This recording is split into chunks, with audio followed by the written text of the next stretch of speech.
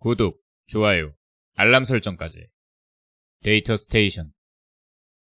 우리가 이제 DDA 과정에 이제 접어드는 거죠. 그쵸? Descriptive Data Analysis. 묘사적 데이터 분석 단계에 이제 들어와서 우리가 데이터의 구조나 타입, 요런 것들을 이제 좀 파악을 해보는 작업을 실시를 해야 해요. 그래서 우리가 지금 이번 시간부터는 이제 뭘 할 거냐, 이 데이터를 가져오고 나서 이 데이터의 전체적인 어떤 오버뷰, 데이터의 어떤 요약, 통계량, 아니면 이 데이터를 통계량 같은 것들을 확인할 때 전처리하는 기법, 요런 것들까지 지금 한번 같이 알아보도록 하겠습니다. 그래서 처음에 데이터를 가져오면은 제가 무엇을 먼저 해야 된다라고 말씀을 드렸느냐, 바로 데이터의 구조와 타입을 확인해야 된다라고 설명을 드렸었죠. 예, 그래서 헤드라는 함수를 써서 한번 데이터를 보겠습니다. 이 헤드라는 함수를 쓰면은 이 콘솔 창에 이 데이터의 상위 6개의 데이터가 이렇게 날아오는 걸 보실 수가 있어요. 상위 6개 데이터. 그러니까 이제 데이터의 밸류를 보는 거죠. 예, 데이터의 밸류, 안에 있는 데이터가 어떻게 구성되어 있는지 확인하기 위해서 상위 6개의 데이터를 확인하는 헤드라고 하는 함수를 이용해서 상위 데이터를 몇 가지를 확인할 수 있습니다. 그래서 먼저 보통 분석가들이 데이터를 가져와서 일단 어떤 데이터가 있는지를 봐야 되겠죠. 그래서 상위 6개 데이터를 헤드라는 함수로 확인을 해주고요. 그 다음에 DIM이라고 하는 디멘전, DIM이라고 하는 이 함수를 이용을 해서 어떤 걸 확인을 하냐, 데이터의 행개수와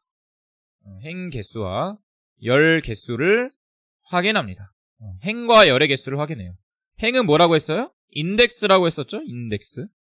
인덱스의 개수와 컬럼의 개수가 몇 개이냐. 데이터의 구조를 확인을 해주는 거예요. 그래서 확인을 하면은 약 1500건의 데이터고 15,000건이네요. 15,000건의 데이터로 이루어진 데이터고 생각보다 꽤 데이터 사이즈가 크죠? 그리고 8개의 열로 8개의 항목으로 이루어진 데이터구나. 이런 걸 우리가 이제 여기서 파악을 해볼 수가 있습니다. 행의 개수와 열의 개수를 이렇게 짠 하고 확인을 하면서 가장 먼저 여러분들이 파악을 하셔야 될 거예요. 이게 데이터의 밸류가 어떻게 구성되어 있고 데이터의 행 개수가 몇 개인지 열 개수가 몇 개인지, 이건 기본적으로 여러분들이 데이터 가져오면은 확인을 해봐야 되는 절차다. 분석가라면은, 데이터 분석을 한다면. 그리고 이제 우리가 알아봐야 될 게 각각의 항목이 숫자 데이터냐 문자 데이터냐, 이런 것들을 이제 알아봐야 되겠죠.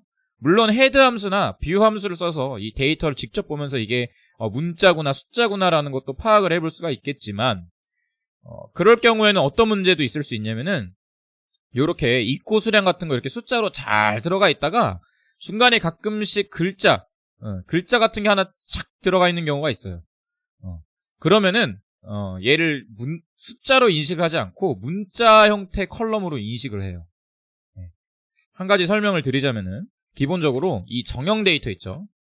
정형 데이터에 규칙이 있습니다. 가장 이제 좀 중요한 규칙 중에 하나가 뭐냐, 정형 데이터의 규칙, 그 규칙 중에 중요한 규칙 중에 하나가 뭐냐면은, 하나의 컬럼에는 한 가지의 데이터 타입만 올 수 있다. 요런 규칙이 있어요.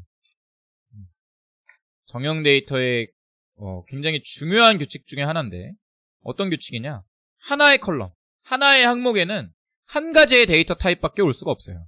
이거는 R 언어뿐만 아니라 파이썬이든 뭐 SQL이든 어떤 이 정형 데이터를 다루는 모든 데이터 프레임에서 똑같이 작용하는 규칙입니다. 왜 그러냐?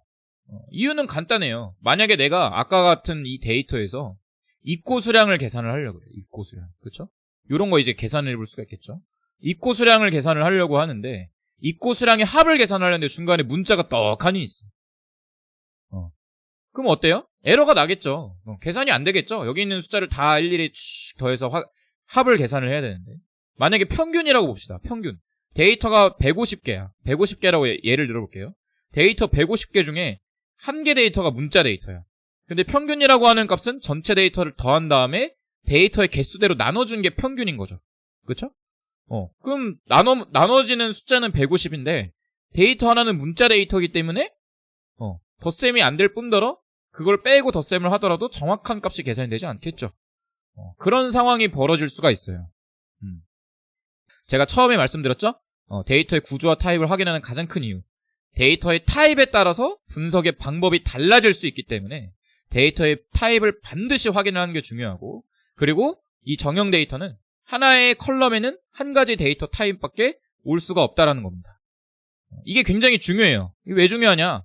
여러분들 실무에서도 이런 상황 많죠. 우리가 보세요. 우리 엑셀 켜서 데이터 정리한다고 막 이제 엑셀 이용해서 데이터 정리하잖아요. 그렇죠? 그럼 우리 부서에서 만약에 데이터가 너무 많아서 한 명 한 명씩 맡아서 뭐 데이터를 정리하려고 그래. 너는 경기도 지역 맡고, 너는 서울 지역 맡고, 너는 뭐 부산 지역 맡아 해서 3명이서 똑같은 데이터를 정리를 해요. 김 부장이랑 우리 박 차장이랑 이 과장이 똑같은 데이터를 막 정리를 해. 매출에 대한 데이터야. 근데 지역별로 정리하기로 했어. 근데 보세요. 뭐 이런 경우가 있는 거야. 이름, 뭐 고객 아이디 이렇게 있고, 그리고 날짜가 이렇게 있고, 그리고 금액 뭐 이런 식으로 데이터가 있어. 이렇게 있는데 김 부장은 이거를 데이터를 어떻게 정리하냐? 뭐 고객 아이디는 뭐 이런 식으로 나오겠죠? 날짜를 김 부장은 이렇게 정리해. 2020년 9월 2일 요렇게 정리하고, 금액은 5만원 5만원 요렇게 정리. 근데 이걸 박 차장은 어떻게 정리하느냐? 박 차장은 요렇게 정리를 하는 거야. 이렇게 하고 요렇게 해버리는 거예요. 그리고 우리 이 과장은 이걸 어떻게 정리하냐면은 아이고 2020년 09-01 이렇게 쓰는데 뒤에다가 부서 이름을 붙여봐. 마케팅. 실무에서 이런 일들이 비일비재하죠. 그쵸? 이렇게 해가지고 여기 금액은 이 사람이 이 양반이죠. 어떻게 5만원 이런 경우는 잘 없겠지만 요렇게 데이터를 붙여버릴 수가 있단 말이에요. 그럼 이제 이거 누가 처리해요? 이제 우리 신입사원들이랑 인턴들이 이제 데이터를 막 처리를 하는데, 실제 데이터 분석 컨설팅을 가거나 어떤 기업의 이제 데이터를 보면 이런 경우가 굉장히 많아요. 데이터를 이제 만약에 부서 내에서 따로 이렇게 정리를 하다 보면은 여기는 원이라고 하는 글자가 들어가 있다 보니까 얘는 글자로 인식을 해버리고, 얘는 숫자로 인식을 하고, 얘는 또 글자를 인식하고, 이러다 보니까 이거를 만약에 R이나 파이썬으로 가져 데이터 분석한다고 착 봤을 때 이 금액이라고 하는 이 항목 자체를 숫자 데이터로 인식을 못하는 거예요. 그래서 분석이 바로 안 돼. 뭐 해줘야 돼? 이걸 이제 또 막 전처리해주는 작업을 막 분석가가 이렇게 칵 해가지고 이제 전처리를 하는 거죠. 그러니까 여러분들이 이제 여기서 이제 또 알 수 있는 인사이트가 있죠. 데이터 정리할 때는 우리 포맷을 꼭 맞춰줘야 된다. 이거 물론 이제 잘 지키시는 분들도 계시겠지만, 만약에 우리 부서 내에서 내가 이제 팀장급이야. 팀장급은 내 부장급이야. 그래서 이제 데이터를 이렇게 막 다루는데 사원들이 이제 입사를 하고, 또는 이제 뭐 팀원들이 들어와서 이런 데이터들을 같이 작업을 하거나 아니면은 어떤 비슷한 형식의 데이터를 다룰 때는 항상 꼭 이런 포맷 같은 것들을 정해 주셔야 됩니다. 서로 약속을 해야 돼. 우리 글자 붙이지 마. 글자 붙이지 말고 숫자만 이렇게 쓰자. 그러면은 우리 분석 가가님께서 오셔가지고 알아서 다 해주신대. 이런 거죠, 이런 거. 근데 만약에 이거를 이렇게 막 제각각 처리를 해버리면은 또 여기서 전 처리하고 뭐 글자 빼버리고 바꿔주고 이런 작업들을 해야 되는 거죠. 물론 이제 뭐 인턴이 많다 뭐 이러면 이렇게 시키면 이제 뭐 문제가 안 되겠지만, 그런 불필요한 절차를 거칠 필요 없이 포맷을 처음에 딱 잘 잡아주면은 쉽게 분석을 할 수 있다라는 거. 그래서 실제 실무 데이터 우리가 가져와도 제가 이렇게 R 같은 거 교육을 하고 나서 실무자들이 저는 분석이 안 돼요 선생님. 저는 막 이거 데이터 돌렸더니 막 통계량도 계산 안 되고 막 난리가 나요. 뭐 이런 경우들이 많단 말이에요. 왜 그러냐? 데이터 포맷이 안 맞춰져 있어서 그래요. 안 맞춰져 있어서. 그래서 이런 것들을 이제 실무에서 맞춰주는 작업들은 항상 신경 쓰면서 해주시면 굉장히 베스트고요. 자, 그래서 데이터 행개수와 열개수 확인을 했고, 그 다음에 한번 확인해 볼 게 뭐냐? str이라고 하는 함수를 써겠습니다. str 함수 써가지고 df1 해주면은 이젠 이 데이터의 어떤 타입이랑 어떤 이 데이터의 전체적인 요약을 볼 수가 있어요. 데이터의 요약. 그래서 얘는 데이터 정보 요약을 해주는 함수다. 그래서 15,000개의 행으로 되어 있는 데이터고 8개의 변수, 컬럼이 있다. 그리고 여기 이제 이 앞에 요렇게 막 글자들 있죠. 얘네들이 데이터 타입을 의미해요. CHR은 캐릭터라고 해가지고 이제 문자형을 의미합니다. 문자 데이터. CHR, 문자 데이터. 그리고 뭐 아시겠지만 여기 num이라고 되어 있는 거. 이건 이제 숫자 데이터예요. 숫자 데이터. 근데 여기 좀 특이한 애들이 있어요. 어떤 특이한 애들이 있냐? 저기 지금 보면은 INT 뭐 요런 애들이 있죠. INT? INT? 인트 이거 뭐야? 인티저의 약자예요. 인티저. 영어로 인티저. 한글로 바꾸면은 정수형. 얘도 숫자예요. 숫자. 숫자 데이터. 요런 식으로. 요렇게 여러분들이 좀 기억을 해주시면 되겠습니다. 그리고 또 여기 데이터 프레임에서 이거 말고도 또 어떤 타입도 있냐면은 아래서는 뭐 팩터라고도 써요. 팩터. 이게 범주형이라고 하는 데이터 타입입니다. 크게 이 네 가지가 나올 거예요. 아마 여러분들이 데이터를 짠하고 가져오면은 이 네 가지 중에 하나가 짠하고 당첨돼서 나올 거예요. 그래서 얘는 문자 데이터. 얘도 범주형 중에 하나죠. 범주형의 일부죠.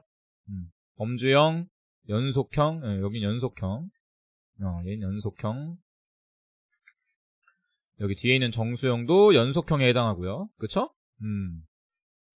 이걸 이제 여러분들이 보면서 구분을 지어줘야 돼요. 그럼 보세요. 출고수량, 입고수량 이런 건 다 정수 형태로 돼 있으니까 우리가 통계적인 연산이 가능하겠네요. 그렇죠? 어떤 덧셈을 하거나 뺄셈을 하거나 곱셈을 하거나 합을 구하거나 평균을 구하거나 가능하죠?